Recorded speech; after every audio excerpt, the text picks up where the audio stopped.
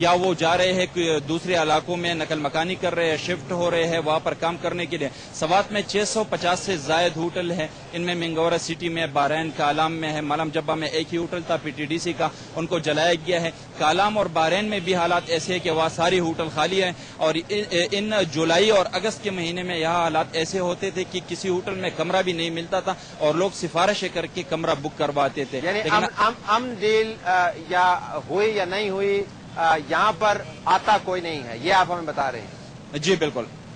جو بازار ہیں، جو چھوٹے دکاندار ہیں، ان کے مسائل کے بارے میں بتائیے گا، ان کے مسائل کیا ہیں؟ جی یہاں کے جو چھوٹے تاجر ہیں وہ بھی اسی حالات سے دوچار ہے کہ جب سے امن و امان کی خراب صورتحال ہے سوات میں، اس کے بعد سے یہ تاجر بھی بہت زیادہ پریشان ہیں۔ ہم نے تاجروں سے بھی بات کی، ہوٹل کے مالکان سے بھی بات کی، وہ کہہ رہے ہیں کہ ہم اپنے ملازمین کی تنخواہ تک نہیں دے سکتے۔ چھوٹے تاجر کہہ رہے ہیں کہ ہم لاہور سے، فیصل آباد سے، کراچی سے، پنڈی سے مال منگواتے تھے، ان کے ساتھ بڑے دکانداروں کے ساتھ، ڈیلروں کے ساتھ ادھار کرتے تھے، یہاں پر کاروبار کرتے تھے اور ان کو منتھلی پیمنٹ کرتے تھے، لیکن اب صورتحال یہ ہے کہ ہم ان کے مقروض ہے اور ان کو جو ان کی قسط ہے وہ بھی نہیں دے سکتے۔ اور یہاں پر اکثر بازار ایسے ہے کہ یہاں پر دکانوں کے کرائے بھی بہت زیادہ ہے، 4000 سے لے کر 5000 روپے تک لوگ کرائے دیتے ہیں، لیکن زیادہ تر چھوٹے تاجر کہہ رہے ہیں کہ وہ اپنا کرایہ بھی، دکان کا کرایہ بھی پورا نہیں کر سکتے اور بہت زیادہ پریشان ہیں۔ زیادہ تر تاجروں کا یہ کہنا ہے کہ ان پر جو قرض ہے ڈیلروں کا، اگر وہ ختم کر دے تو وہ سوات سے چلے جائیں گے اور کاروبار کی پنڈی، اسلام آباد یا کراچی، لاہور میں شروع کر دیں گے۔ فیاض، آپ سے میں اس پہ مزید بات کرتا، لیکن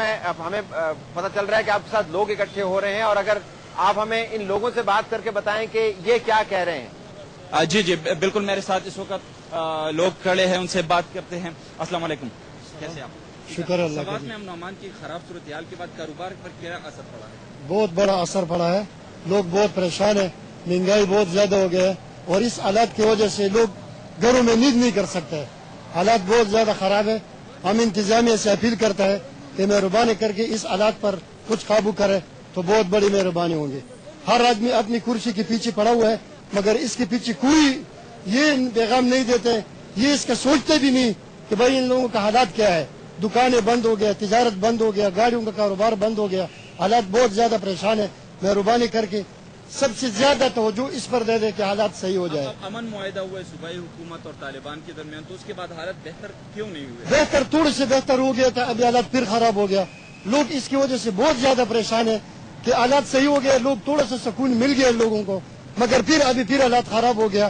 ملم جبے میں جو حالات ہو گیا، پیچھے جو مٹن میں ہو گیا، لوگ پھر پریشان ہو گیا، پھر وہی حالات پھر آ گیا۔ مہربانی کر کے حکومت گورنمنٹ سے ہمارا یہ اپیل ہے کہ مہربانی کر کے یہ حالات پر قابو کرے تو اچھے لوگوں کو تھوڑا سا تسلی مل جائے گی۔ ابھی حالات اتنا خراب ہے کہ لوگ ٹماٹر نہیں خرید سکتے۔ آپ کیا کہیں گے کہ سوات میں حالات خراب ہے تو اسے عام لوگوں پر کیا اثر پڑ رہا ہے؟ جی حالات تو ادھر بہت خراب ہے نا، سارا کام بالکل ہے نہیں اور لوگ بہت پریشان ہیں۔ جی آپ کیا کہیں گے؟ خراب حالات کے اثرات، حالات کیسے ٹھیک ہوں گے؟ عام لوگوں کو کیا مشکلات ہیں؟ عام لوگ تو بہت مشکل میں پھنسے ہوئے ہیں، کیونکہ حالات روز بروز خراب ہوتے جا رہے ہیں، اور حکومت کو چاہیے کہ اس کے لیے کوئی ایسے سسٹم کر لے کہ حالات آگے خراب نہ ہوں، کیونکہ عوام کے لیے خراب حالات میں ان کے لیے زندگی گزارنا مشکل ہے، کیونکہ ان کے کاروبار پہ اثر پڑتا ہے۔ دکاندار اپنی دکانداری کے لیے نہیں جا سکتا ہے، اسٹوڈنٹ اسکول تک نہیں جا سکتا ہے پیپر دینے کے لیے، کیونکہ خراب حالات کی وجہ سے آج کل آپ سب لوگ دیکھ رہے ہیں کہ کہیں پہ بمباری ہو رہی ہے، کہیں پہ بلاسٹ ہو رہا ہے بمبوں، اور اس میں کہیں جانی نقصان بھی ہو چکا ہے، اور آگے بھی لوگ خطرے میں ہیں کہ کیا ہوگا کیا نہیں ہوگا۔ جس طرح ہم یہاں بازار میں ہیں، اور اس طرح لوگ دو چار بندے اکٹھے بھی نہیں کھڑے ہو سکتے، کیونکہ خطرہ ہے کہ ایسا نہ ہو کہ بم بلاسٹ ہو جائے۔ اسی وجہ سے لوگوں کو مطلب بازار میں آنا جانا اور مطلب یہ ہے کہ اکٹھے نہیں ہو سکتے، اور لوگوں کو یہ چاہیے۔ فیاض، اگر میں انٹرفیئر کر پاؤں، اگر آپ واپس آئیں، یقیناً لوگوں کی پریشانیاں بہت زیادہ ہیں، اور وہ رزق کی پریشانی کی بات بھی کر رہے ہیں، اور جو آخر میں جو بھائی آپ سے بات کر رہے تھے وہ تو جان کے خطرے کی بات کر رہے تھے۔ میں ذرا واپس آنا چاہتا ہوں اس ایشو کے اوپر کہ امن ڈیل جس طرح ڈسکس ہو رہی ہے پشاور کے اندر، اور جس طریقے سے اس کا اثر یہاں پہ ہونا چاہیے، آپ کے خیال میں جو صوبائی حکومت ہے اس کو اس حقیقت کا ادراک ہے کہ امن معاہدے کو جو پرسو کر رہے ہیں اس کا اثر لوگوں کی زندگی پہ نہیں پڑ رہا؟ جی، امن معاہدہ ہوا ہے اس کو تقریباً 1 ماہ سے زائد کا عرصہ ہو گیا ہے. امن معاہدے کے باوجود یہاں پر جو پرتشدد کا رویہ ہو رہی ہے، امن معاہدے کے دوران بھی درجنوں اسکول نظر آتش ہوئے، لوگ قتل ہوئے، درجنوں لوگ قتل ہوئے، سیکورٹی فورسز پر حملے کیے گئے، عام لوگوں پر حملے کیے گئے. جس دن امن معاہدہ ہو رہا تھا پشاور میں پہلے دن جب فائر بندی کا اعلان کیا گیا، صوبائی حکومت نے دوپہر کو امن معاہدہ کا اعلان کیا. اسی دن اسی رات کو منگورا پولیس اسٹیشن پر ایک خودکش بمبار نے حملہ کیا، منگورے پولیس اسٹیشن کو تباہ کر دیا. اس کے قریب میں جتنے بھی بلڈنگز تھے، ادارے تھے، دفاتر تھے، ان کو بہت زیادہ نقصان پہنچا. لیکن اب یہ دیکھنا چاہیے کہ طالبان کہہ رہے ہیں کہ یہ کا رویہ ہم نہیں کر رہے. اب حکومت کو چاہیے کہ ان فرشتوں کو ڈھونڈے جو آ رہے ہیں اور امن معاہدے کے باوجود یہ کا رویہ کر رہے ہیں. فیاض، آپ کا بہت شکریہ. آپ نے ہمیں مینگورا کے مین بازار سے ایک ہلکا سا سیمپل دیا اس پبلک اوپینین کا جو شاید پشاور کے اندر اور اسلام آباد کے اندر امن معاہدوں کے حوالے سے ہونے والی بحث کا حصہ نہیں ہے. ناظرین، ابھی ذکر کیا تھا فیاض نے کہ کس طریقے سے کوئی ذمہ داری قبول کرنے کو تیار نہیں ہے.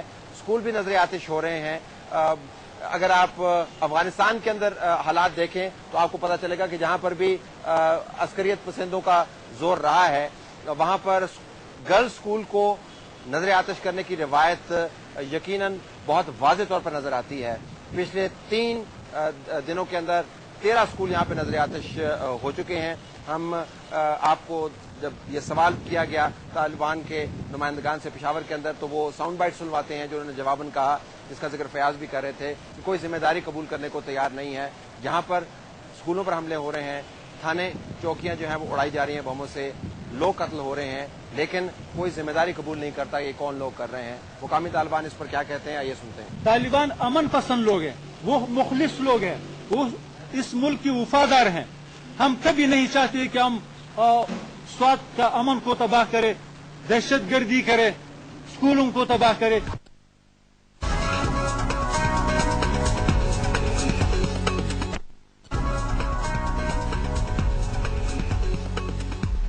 یہ تو ایک بات آپ کے سامنے آئی. ناظرین، اس وقت میں کھڑا ہوں Jahanzeb post graduate college Mingora کے اندر، جس کا ہاسٹل آپ کے سامنے موجود ہے. 1956 کے اندر یہ ہاسٹل تعمیر ہوا اور ایک خودکش حملے کے اندر اس کو تباہ کر دیا گیا. جو خودکش حملہ کی تاریخ ہے پاکستان کے اندر، شاید اگر آپ کوانٹم آف ایمونیشن لیں تو وہ شدید ترین خودکش حملہ تھا. اس نے تمام بلڈنگز کو تباہ کر دیا. اس کے بالکل ساتھ ہی ISPR کا میڈیا سینٹر ہے جو آدھا تباہ ہو گیا، اور اس وقت یہ ہاسٹل جو ہے ڈس فنکشنل ہے اور قابل استعمال نہیں رہا. یہ وہ خدشات ہیں جن کا اظہار یہاں پر ہم نے سیکورٹی کے نمائندگان سے جب کیا تو انہوں نے اس بات پر زور دیا کہ ہمارے پاس اب کوئی گارنٹی نہیں ہے کہ امن معاہدے کے ساتھ ساتھ خودکش حملہ آوروں کا جو خطرہ ہے وہ مکمل طور پر دور ہو گیا ہے. ملٹری کے آفیسر سے جب ہم نے یہاں پر بات کی تو انہوں نے امن معاہدے پر سر تسلیم خم تو کیا، لیکن ساتھ یہ بھی کہا کہ ہماری اپنی ریزرویشنز ہیں اس کے اوپر، جس میں سے ایک بڑی ریزرویشن کا اظہار انہوں نے یہ کیا کہ اس معاہدے کے اندر کوئی ایسی شک نہیں ہے جس کے اندر یہ پروٹیکشن دی گئی ہو کہ جو لوگ حکومت کے ساتھ تعاون کرتے ہیں ان کی جان و مال کا تحفظ کیا جائے گا. جو ویپنز مقامی طالبان نے جنگ کے دوران یا آپریشن کے دوران ان کے ہتھے لگے ہیں ان کی واپسی کا کوئی اہتمام نہیں ہے. اور سملرلی جو قیدیوں کی واپسی کا معاملہ ہے اس کے اوپر بھی کوئی گارنٹی نہیں ہے. 3 کیٹیگریز بنائی گئی ہیں ان قیدیوں کی، جس میں سے ایک وائٹ کیٹیگری ہے، وہ لوگ جو پکڑے جاتے ہیں لیکن ان کے اوپر کوئی جرم ثابت نہیں ہوتا، ان کو چھوڑ دیا جاتا ہے. ایک گرے کیٹیگری ہے، یہ وہ لوگ ہیں جن کے اوپر شک ہے لیکن شک اگر ثابت نہ ہو شواہد کے ساتھ تو ان کو بھی چھوڑ دیا جاتا ہے تھوڑی سی تحقیق کے بعد. اور ایک بلیک کیٹیگری ہے جو ان سیکورٹی آفیسرز کے مطابق ان لوگوں پر مشتمل ہے جن کے اوپر ثبوت بھی ہیں اور مقدمات بھی جن کے اوپر بن سکتے ہیں اور جن کے اوپر قتل جیسے سنگین مقدمات بھی بنائے جا سکتے ہیں. اس کیٹیگری کے اندر لوگوں کو کس طریقے سے چھوڑا جائے گا اس کے اوپر امن معاہدہ جو ہے وہ مکمل طور پر